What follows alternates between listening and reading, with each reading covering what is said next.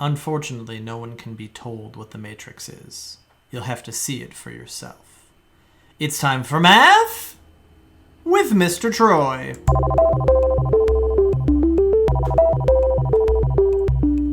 Just kidding. Telling you what a matrix is basically my entire job from here on out. Someone has to be able to tell you. You get it. A matrix is a rectangular array. We're always going to fill matrices with either numbers or with variables or parameters or constants, things like that. Whether they can be filled with other things is an interesting question for a later day. The dimensions of a matrix are always given by the rows and then by the columns. So for example, this would be a 2 by 3 matrix.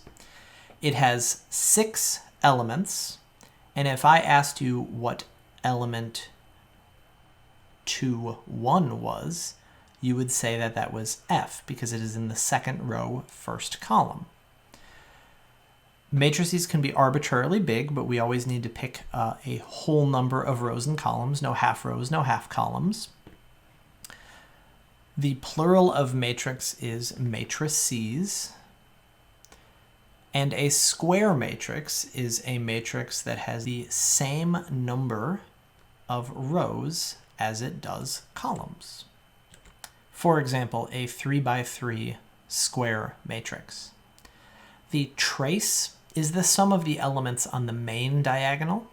The main diagonal goes from top left to bottom right. So in this case, that would be 15. Adding and subtracting matrices is just as easy as you like. If matrices don't have the same dimensions, then it is not possible to perform that operation. If matrices do have the same dimensions, then the operation is carried out element to element or point to point. You'll see what I mean in just a second here. You simply add elements in corresponding positions to find the sum. In the case of subtraction, you would just subtract instead of add. So here's an example of subtraction with 1 by 2 matrices. Our earlier addition example was with 3 by 2 matrices. Notice that they have the same number of columns but different number of rows. A little more vocabulary. A scalar is a real number by which you can multiply all of a matrix, and scalar multiplication is what you're doing when you do that. So if I define this matrix A and then ask what 3A is, that would be the same thing as 3 times that matrix, which is carried out by multiplying 3 by each of the elements. This is scalar multiplication when you're talking about multiplying by a real number. So scalar multiplication is carried out in this manner. Let's take a look at an application of that. Suppose that I want A to represent the 4 points on a rectangle. This is something we sometimes do with matrices.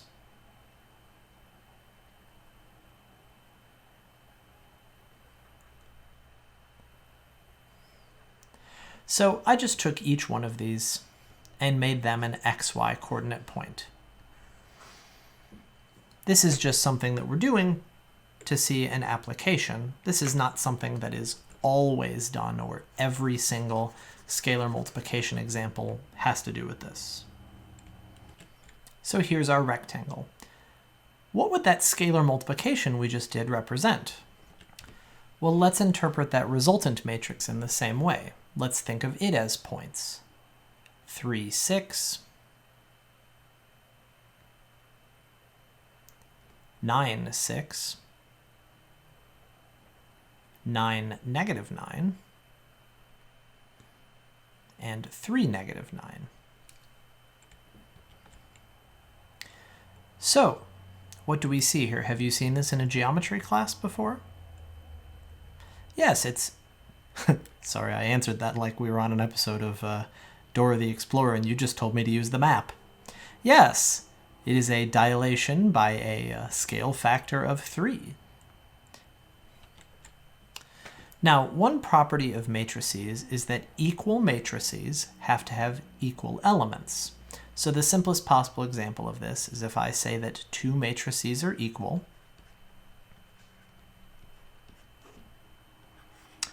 that each of their corresponding elements have to be equal.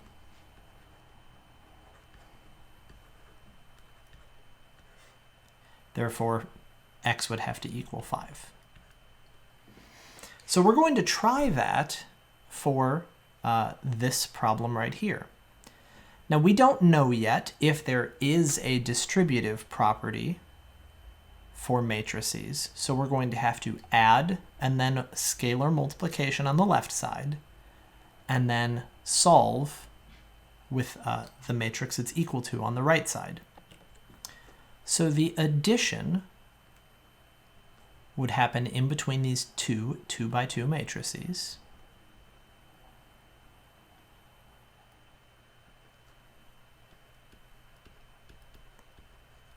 And since I'm not able to combine -5 and -2y under any circumstances, I just have to write -5 minus 2y.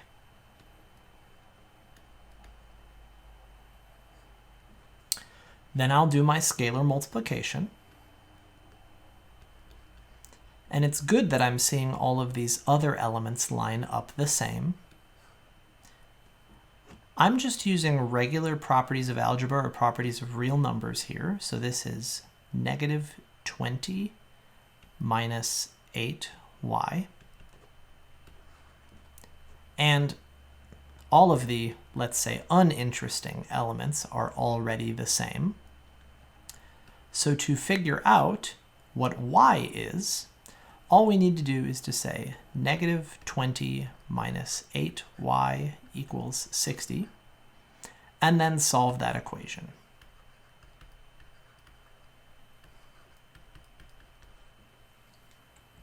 Easy peasy. Here's a slightly more challenging operation. So we're told 3x plus a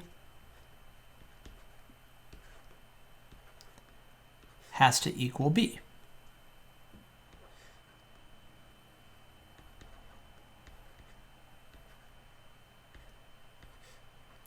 Which means that this addition has to be meaningful, which means that x must be a 2x2 matrix. So we can use whatever variables, parameters, etc. that we like.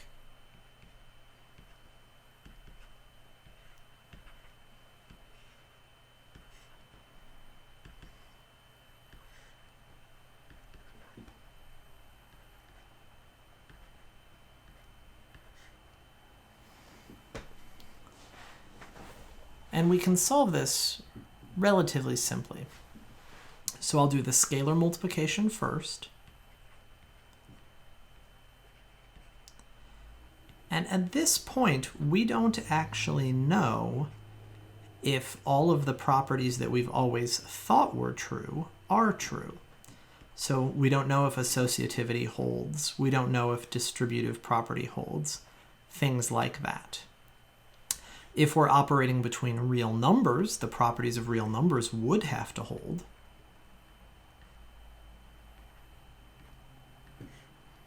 But whenever you're in a new system, you don't know if all of the old rules still apply.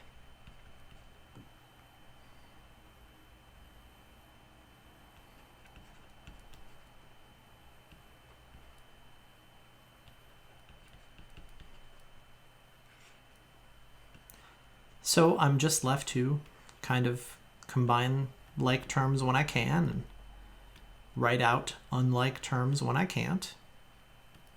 And then I end up with 4 separate equations to solve. 3a plus 1 equals -3, which would imply that a equals -4/3.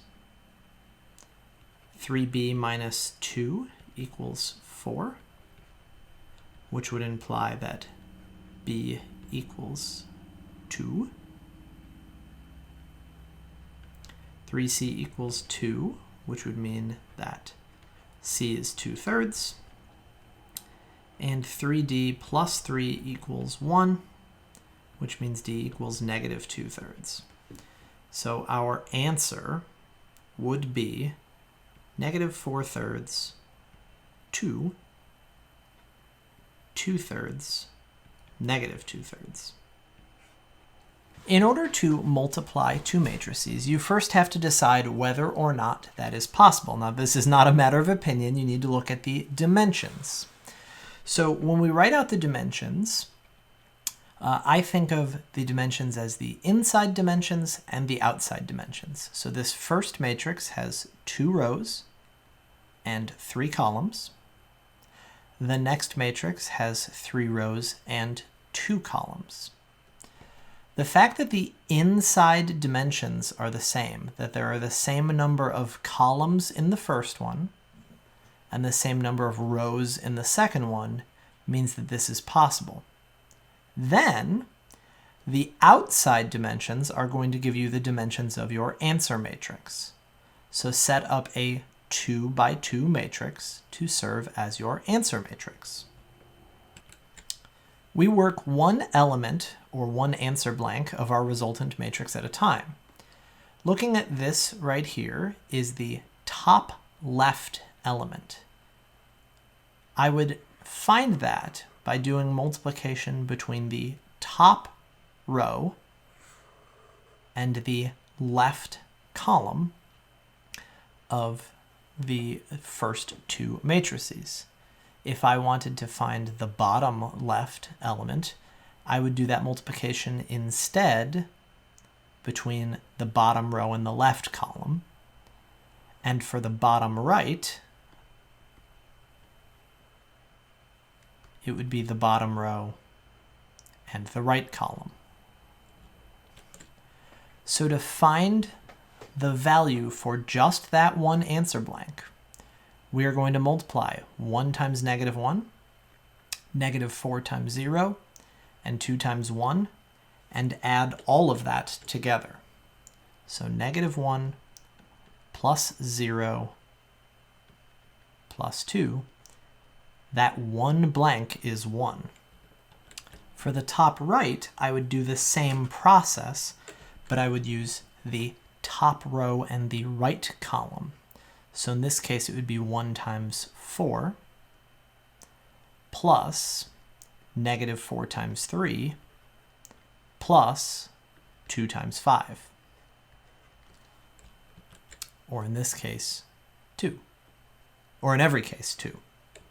So that was what we did to find the top right.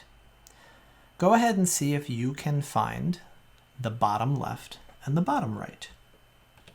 I got 5 and 79. Okay, try this one on your own. If you're stuck or you don't know where to start by thinking about the top row times the left column. Remember, you don't just multiply point to point, so it's not as simple as 18 negative 28. So the first entry, the top left entry, would be 18 plus negative 4, or 14. Take it from there. Then negative 7.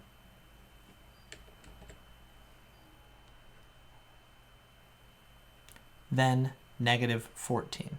We like matrices that have zeros in them. It can be a little bit confusing as they get larger and larger. So let's first check to make sure this is possible. The first one has 2 rows and 3 columns. And the second one has 3 rows and 3 columns.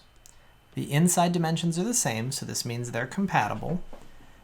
And the outside dimensions will tell us that we're going to get a 2 by 3 matrix.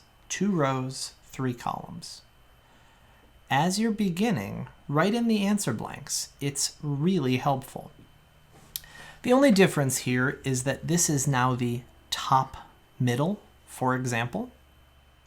So to find that, you would have to do 1 times 3 plus 4 times 5 plus 7 times 4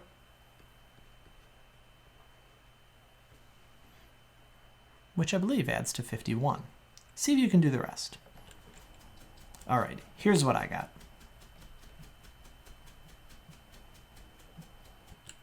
Here's a little problem solving. Without the use of an inverse, can you figure out what matrices would fill in for x, y, and z? More on that to come. And one final interesting piece. A square matrix that has 1s on its main diagonal and 0s everywhere else produces some very interesting multiplication.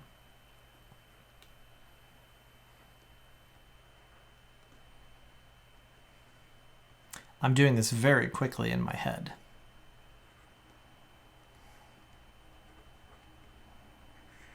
This matrix, when we multiply it, produces the exact same thing. That matrix is called an identity matrix.